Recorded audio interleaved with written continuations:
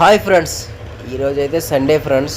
చూసారు కదా, 6 రోజులు కష్టపడి సండే ఒక్కరోజు హ్యాపీగా ఉంటాం ఫ్రెండ్స్. మనమైతే ఫుల్ బిందాస్గా ఉంటాం.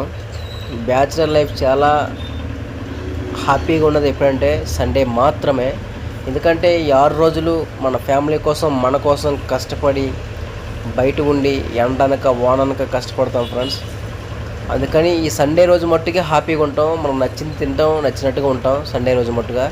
తర్వాత రోజు మళ్ళీ నార్మలే, మనం మళ్ళీ డ్యూటీకి వెళ్ళిపోవాలి ఫ్రెండ్స్. ఇక్కడ ఒకటి అర్థం చేసుకోండి, మనం ఇప్పుడు ఎంత కష్టపడతామో రేపన్న రోజున అంత సుఖపడతాం.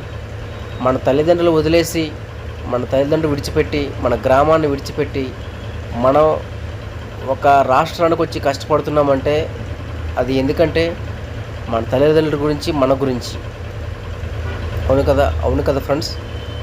చూడండి, ఈరోజు ఇన్ని కష్టాలు పడి మనం ఇక్కడ ఇన్ని చేసి ఇంటికి పంపిస్తున్న పైసా వాళ్ళు ఒకవేళ మనం 1,00,000 2 లక్షలు పంపించామంటే ఊళ్ళో ఉన్న వాళ్ళు ఏమనుకుంటారంటే వాళ్ళ కొడుకు అక్కడ పని చేస్తున్నాడు, ఏదో డ్యూటీ చేస్తున్నాడు, వీళ్ళు ఇక్కడ ఇలా చేస్తున్నారని చెప్పేసి అనుకుంటారు. కానీ ఇక్కడ మనం ఎన్ని కష్టాలు పడుతున్నామో, ఎన్ని ఇబ్బందులు పడుతున్నాం అనే విషయం వాళ్ళకి తెలియదు ఫ్రెండ్స్.